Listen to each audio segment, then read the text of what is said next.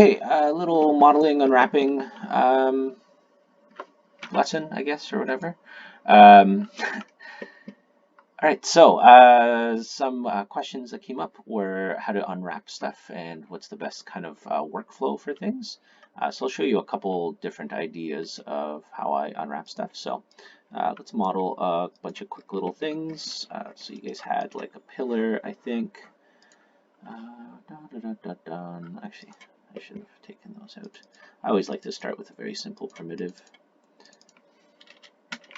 So let's make a little pillar here, whether you loft it or whatever. Pillar.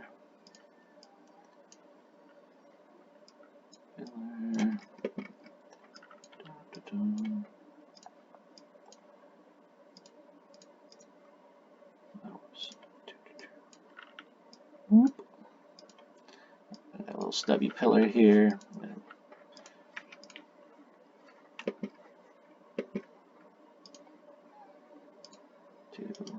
Oops, not that one. Local group, thank you.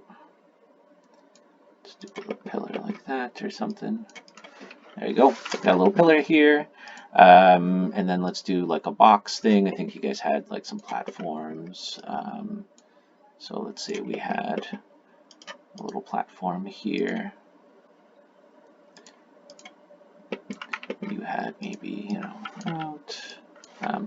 scale doesn't work good on rectangles. If you're ever doing that, you could always use the outline. Outlined as a proper, equally scaled kind of scale out on objects. So let's say you're at something like this. I don't know, whatever, something like that, right? This is your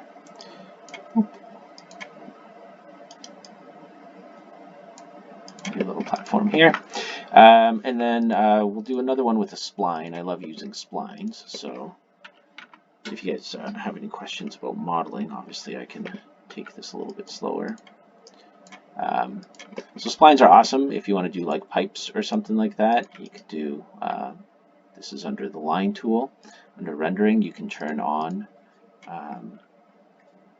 this guy, and then you can make them wider or whatever.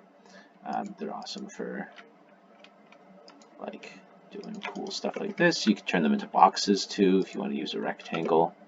You can do that. They also have like a really cool fillet tool. Cool. The awesome thing about splines, the reason I wanted to show you, is they auto unwrap on their own. They have a little thing here. It said generate mapping coordinates. As long as you click that on there, they will unwrap perfectly, especially cylinders. If you're doing pipes and things, really awful to unwrap a cylinder. So I threw a UVW map on here. Look how beautiful this is. It stretches it to the square, so the proportions aren't correct. So if you take a look at like the checker here, it's not a good checker.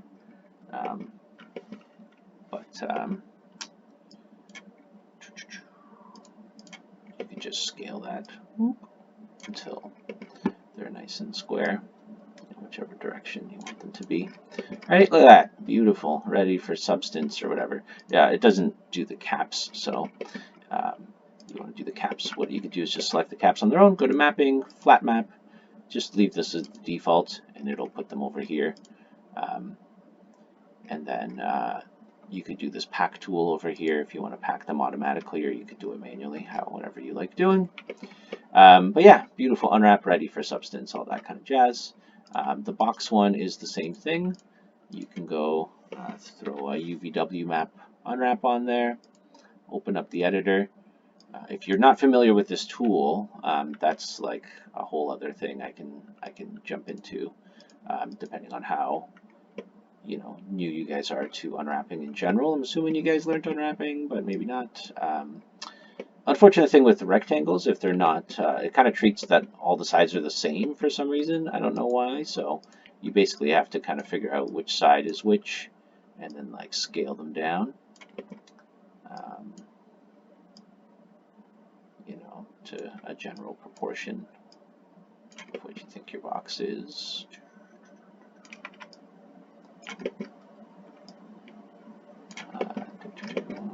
This one's a little, you're going to get some weird warping and stuff here too, just because the boxes are on an angle, but it's up to you how clean and whether you'd like to have one edge here and you unwrap it to something straight, or whether you want this to be not stretched and not attached, depending on what kind of detail you're working on.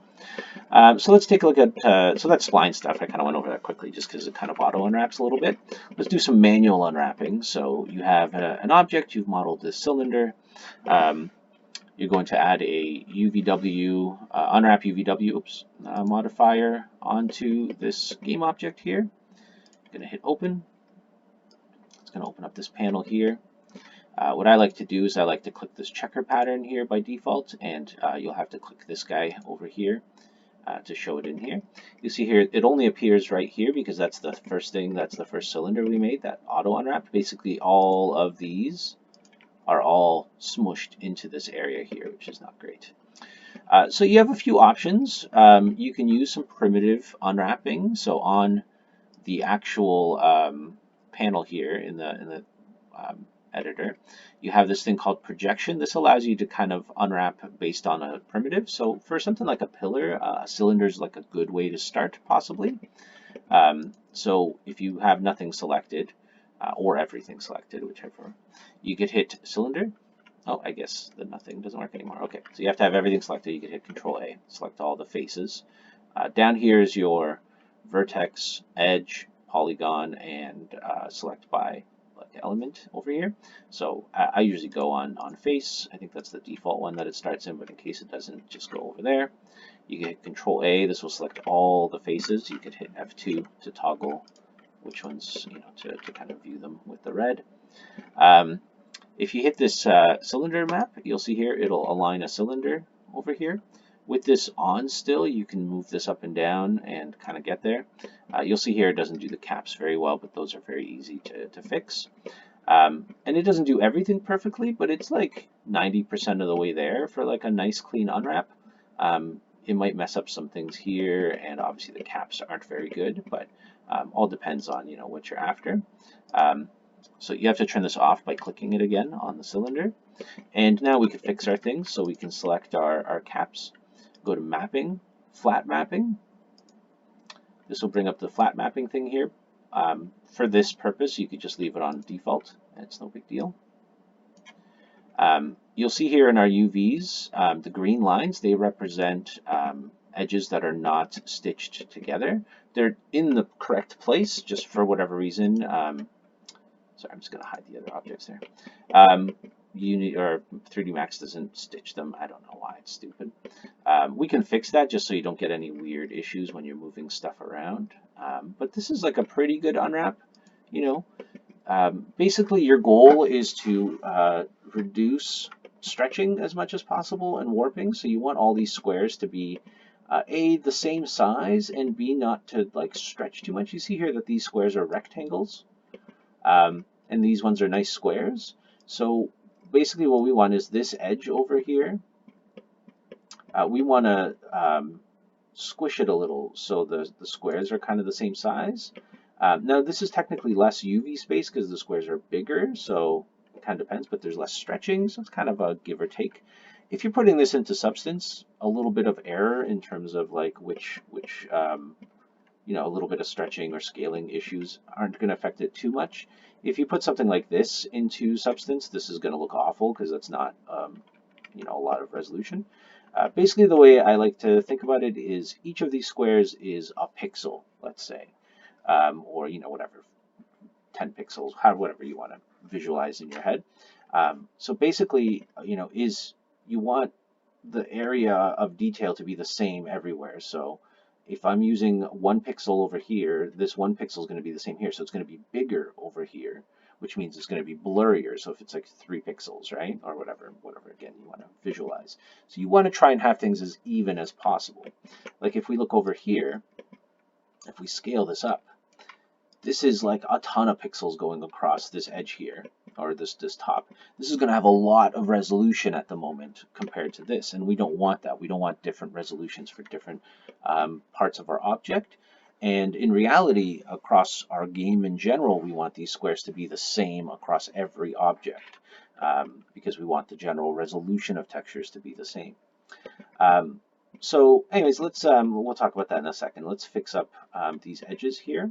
The easiest way to do that is to switch to the edge mode and just click one of the edges in here. They are both here, so you see if I move this, they're going to separate, which is not what we want.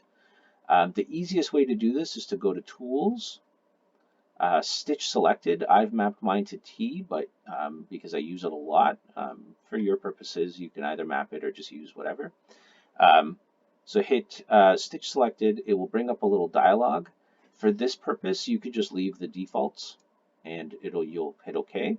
And you see here this line turned white now. So these are now sharing this edge in the UV space, and it's nice. So when you move it, you can do that. So again, go to Tools, Stitch Selected, and hit OK. This is why I have mine on a shortcut, because I do this a lot. Right? Tools, Stitch Selected, OK. I'll show you. And the nice thing about a shortcut is I can hit T spacebar to hit enter. T spacebar, T spacebar. Oh, move mine a little bit here.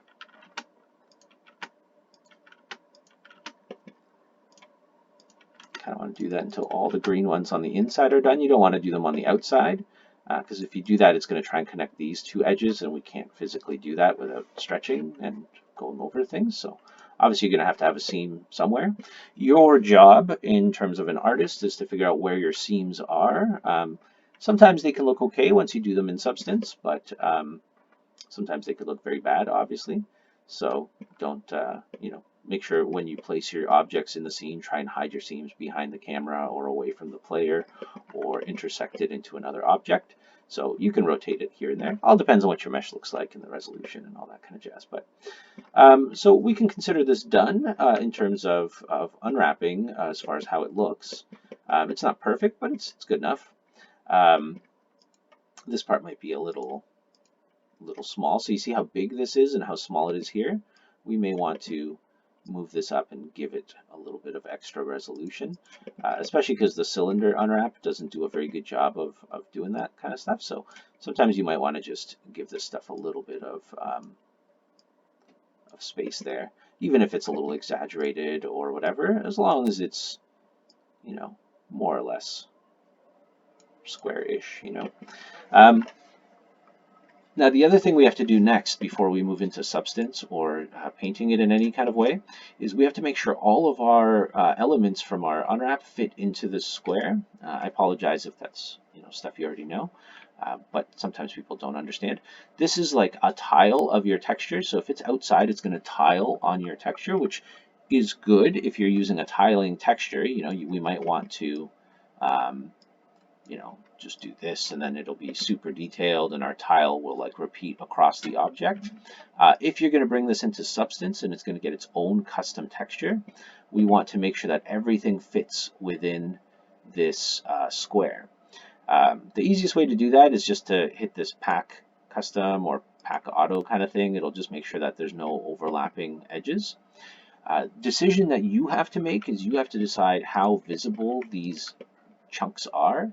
If this is always going to be in a floor and a ceiling, what I'm going to do is I'm going to convert this to an editable poly, and I'm just going to delete these things because I don't want to texture those bits if they're never going to be seen.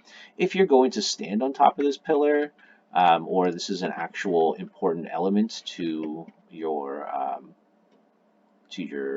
model, or gameplay, then keep that and maybe just delete the bottom or whatever, right? Kind of up to you how important this is. So anyways, and then we'll go repack our things. So if we go back in here, you'll see now we just have this one texture, which doesn't really save a lot of space. So I mean, you could really texture that bottom bit if you wanted to, yeah. And then we can repack this stuff here. I might turn down my padding. This is how much space it's going to give in between the objects. You'll see it's kind of giving it a little bit more space there. Sometimes you can do things manually a little bit too.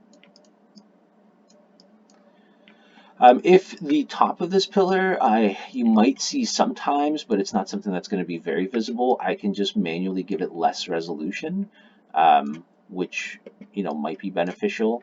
It might look weird. It's not something you really want to do most of the time, but it all kind of depends on the situation of your mesh there.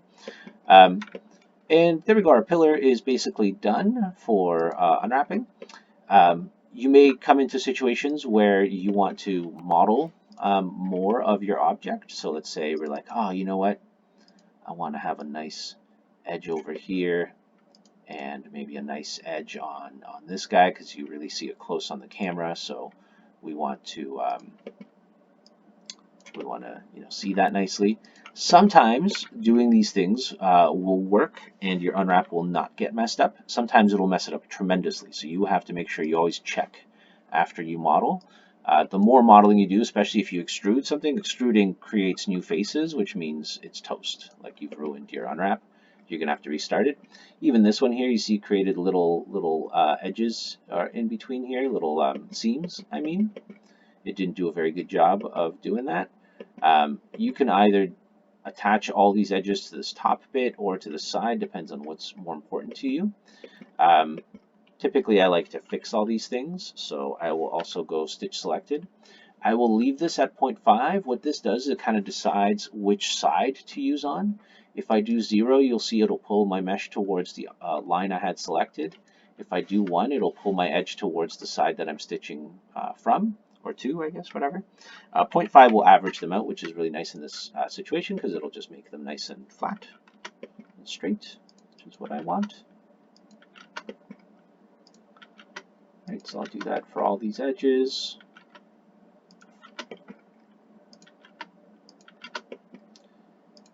And whatever, so on. I'll just do it for all of them. I'm not going to show you. But and there we go. So this guy is ready for substance.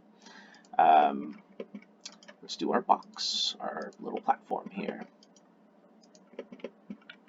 Right, that's great. Perspective mode, so it doesn't look weird. So same thing, we're going to do an unwrap modifier on there, open it up. By default, this thing's going to look horrendous because it doesn't do a very good job of unwrapping it. You'll see the top has nice squares, everything else is gray because it's all just stretched off to the side. I could do a very similar thing. I could hit Control A and I could select the box unwrap and it'll kind of do this. It does not a great job. You see here, it's all intersected and it's trying its best to kind of stitch some of this stuff together. Not really great. For boxes, I don't recommend this because it doesn't do a good job. For boxes, I manually unwrap, and the way I do this is the first thing I do is I select all my faces. I'm in face mode, select them all by hitting Control A. I go to mapping and flat mapping, and this is where it's going to break your object up based on the angle. So basically, if an angle is 45 degrees or less, it's going to try and stitch them together. If it's over that, it's going to leave them as a separate object. By default, I usually just leave this as my first kind of round.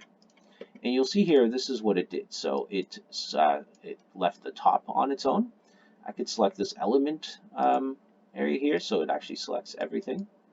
You see here, it did some weird stuff. It did this whole edge here, which makes sense as far as the 45-degree angle goes. Not really a UV I would like to leave on its own because this is a lot of wasted space in between. It did my bottom, it did these edges, and it did a bunch of other ones here. So there we go. Now, your choice now is where do we have seams? Now, I understand that I'm most likely going to have seams on all of my edges here because they're such drastic angles I can't do anything about. Where I don't really want a seam right now is I don't want these seams here. I would rather have this all be one object. And it did this weird thing where it created this guy together. So what I'm going to do is I'm actually going to turn off my element select. I'm going to select these two edges opposite each other. I'm going to go to Tools, and I'm going to hit Detach Edge Verts. And what this does is it separates these two from that one. If I don't do that and I try and move these, it's going to move the whole thing. If I try and move one, it's going to start distorting things. That's not what I want. So Tools, Detach Edge Verts, and it's going to do that. Now what I'm going to do is I'm going to select, go to my element select, and I'm going to select these guys here. These are the bottoms of my mesh. They're flipped around right now, but that's fine. If you want to work the other way, you can. You can rotate them. There's a rotate tool. You can rotate with this thing as well. There's also these up here. These are like snap rotates, which I really like using. They just do 90 degrees. So let's click them twice and it spins it around. And what I'm going to do is I'm going to stitch all of these things together. So you see I have this edge or this face selected here. It's showing me the blue lines are the ones that are attached to this, which is the top and bottom here. And this little guy. What I'm going to do is I'm going to switch to edge mode. I'm going to select, turn off the element. I'm going to select this edge only, and I'm going to hit Tools, Stitch Selected. And I'm going to turn this bias to 0. So that means I now stitched this edge here all the way up here, and it moved it for me. It was awesome. It just kind of like teleported up there, and it kept its proportions. And I'm going to do that again with this top edge.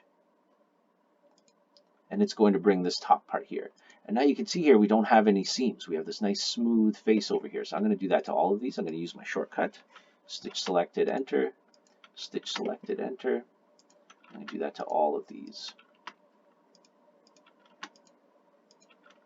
And now I have very nice, no edges there. Now I can make some choices. I can decide if this platform on top here, if people see this platform a lot, I can get rid of some of these seams over here. I can get rid of these 4 seams by stitching my objects to here. I'm doing the same thing. I'm going to Tools, Stitch Selected, and I'm moving this thing. It's set to 0. If I set it to 1, it might do some weird stuff. If I don't align the cluster, you'll see it'll just kind of stretch some things. I'm just going to set it to 0. And this way I have very few seams. I just have my little seams at the edge, and I have this one here. And this guy I could just leave on his own. If I wanted to, I could stitch him to just one of these sides here, so it's at least clean on the one side. But really, this is as good as it's going to get for this object here. And I'm going to pack him as well. This one is easy. He's just going to fit into the square as best as he can. And that's it. And this platform is ready for substance. If I was unwrapping this to a trim or different texture that I already have that's existing, I would do some slightly different things. But we can go over that if that's what you guys are doing. I'm assuming most of you are just going to throw your stuff into Substance and go from there. If you'd like a tutorial on actually texturing these things in Substance and going through that, I'm more than happy to show you that. And then kind of go over maybe some of the things that I would do when you're doing that. But this is our quick little tutorial on unwrapping objects. So we've unwrapped a cylinder, a boxy object, and some splines. I can show you one other thing, which is to unwrap something that's a very weird shape, which some of you will be doing, something like a rock. I'm going to model a very shitty rock here very quickly. Yeah, I don't like using spheres. So let's say we had this rock here. Forgive me, I'm going to use a bunch of shortcuts here just to model a rock. I'm connecting edges. I'm just adding some details here. Not something I would actually recommend that you do in terms of modeling, but you know, whatever, it works. I'm going to distort this thing so it kind of looks like a rock or something. I don't know. It's going to be a very crappy rock, but forgive me here. I'm just kind of trying to do a quick little shape here. Alright, say this is like a floor rock you're going to be just placing on the ground, something like this. Throw a turbo smooth on here just for good measure. There. It's a rock, ladies and gentlemen. It's a rock. Now this is a very simple rock. Let me do a more complicated rock. Oh, actually. Okay, let's see. Had a really weird shaped rock for whatever reason.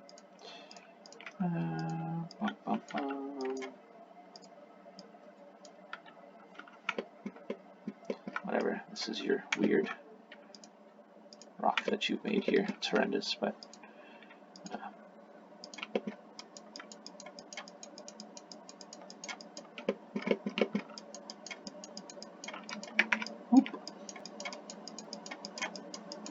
I don't know, whatever. You have some crazy rock needs for your game that have some shoe-looking rocks or something. I don't know. Whatever. Here's your rock. Sorry, I'm being way too picky with this thing, even though it's shitty. Yeah. Whatever. There's your rock. It's beautiful. All right, you've turbo smoothed it. All done. So we have these two things. They're stupid shapes.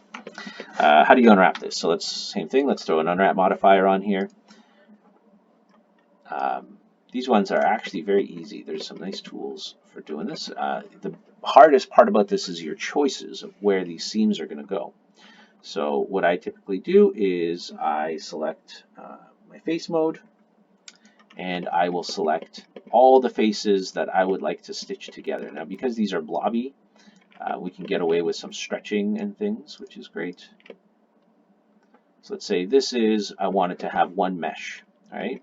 So I'm going to select all these. I'm going to hit Tools, Detach Edge Verts, okay? That's going to just make sure that these are both separate elements here. And let's see if this works by just off the, quickly here. No, okay, it will not work by default. So you see here, 3D Max put in some default seams, and that's going to kind of ruin my workflow here. So what I'm going to do is I'm going to select all these guys here. Over on the panel over here, I'm going to select the projection modifier. I'm going to hit planar, and that's going to make just like a flat version of this mesh here, but it's going to get rid of all my seams, which is what I want. And then what I'm going to do is I'm going to hit this quick peel button.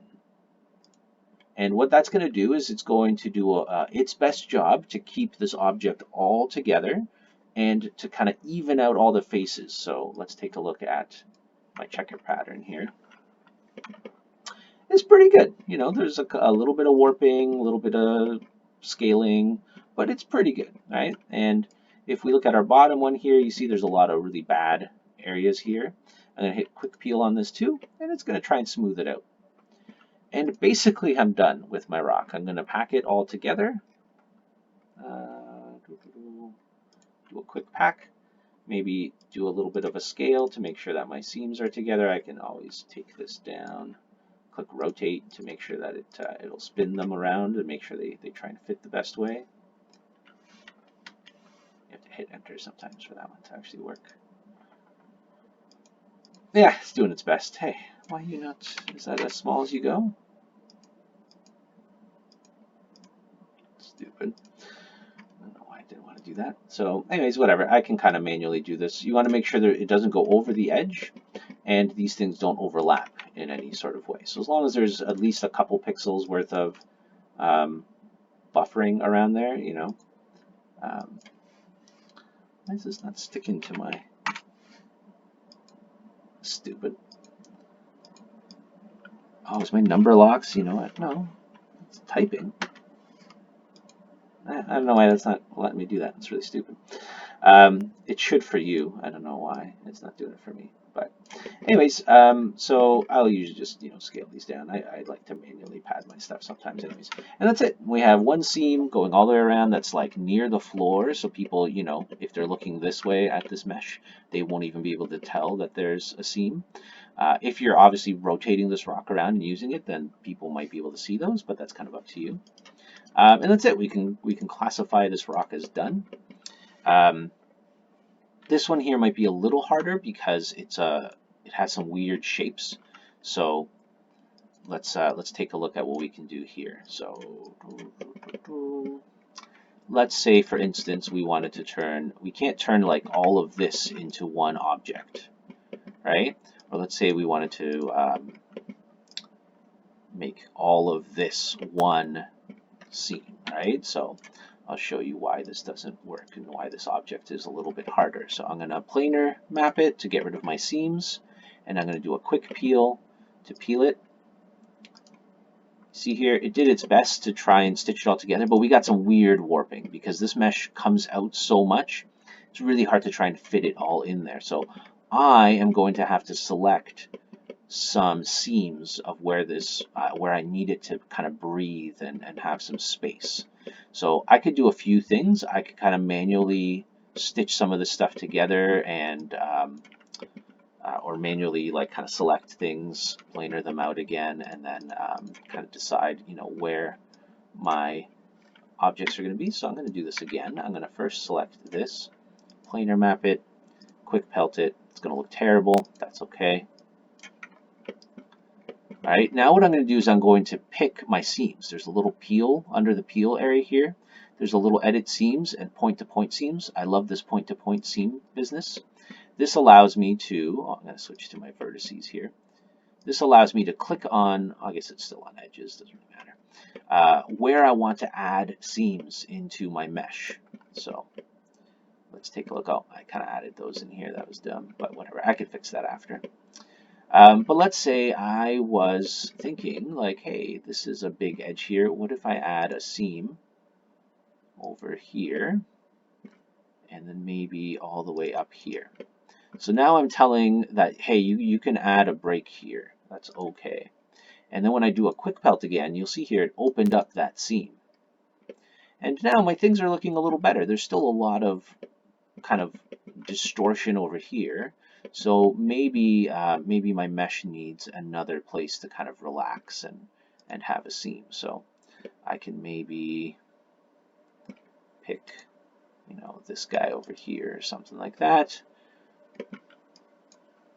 Right, do a pelt and kind of did this thing, but that's looking much better. Let's take off. This top part's still not looking super great, but it's pretty good. You know, I could always, if I feel it still needs some places to relax, I could always add some more seams, quick pelt, and then take a look again. It's still doing some weird stuff on here, so maybe I need to make some better decisions of where my seams are going to go. Maybe this all needs to be one mesh, and then the seam needs to maybe go across here or something. I'm not sure. A lot of it is trial and error. This bottom one here, I'm going to select in here. It's going to select all these guys. And I'm like, oh, that was stupid. I added these guys in here before. So I'm going to add these. I'm going to control click and add these to that. I'm going to hit Tools, Detach Edges. So these are all apart. I'm going to planar map them again to get rid of my seams. You see, I got rid of the green seams over here. And I'm going to do a quick pelt on this bottom bit here. And I'm going to do another quick pelt on this guy since I removed some of the edges over here. It'll help smooth out some of this stuff there. So, and that's it. So this part's not great up here, but you know, it's probably fine. I could, again, if I really was picky and I wanted to give it some more freedom, excuse me, I could always do that. I could always just do a straight seam across these guys over here and make 3 chunks if I felt that's what was needed. That's okay too, if that was helpful. Again, it all depends where people are going to be seeing your mesh from, where they're going to look at the seams, how you're going to use your mesh, and all that. But it's, you know, it's always a game of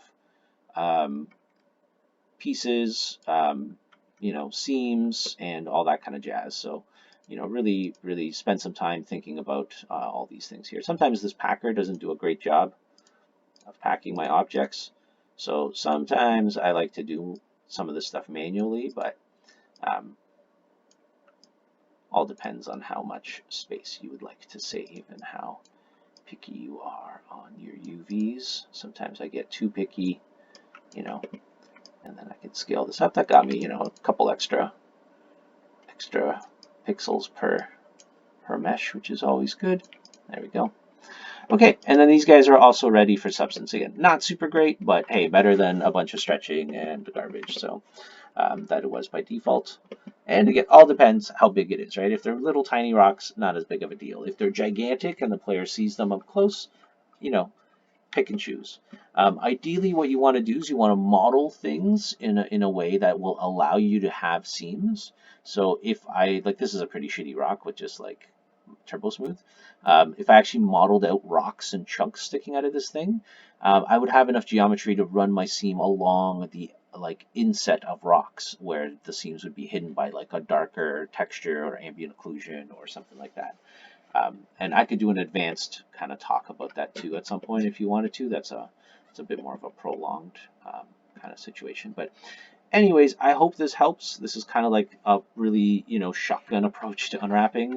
This can be like 4 classes I could cover on just unwrapping. There's a lot more tools, a lot more to say about this, a lot more situations and types of ways of unwrapping and texturing to different things. More than happy to go over that if you need me to, but this is, I think, a good kickoff for just some of the basics you guys want to do. If you need any help or you want me to expand on any of this, let me know. Happy to do some more. Okay? Thank you.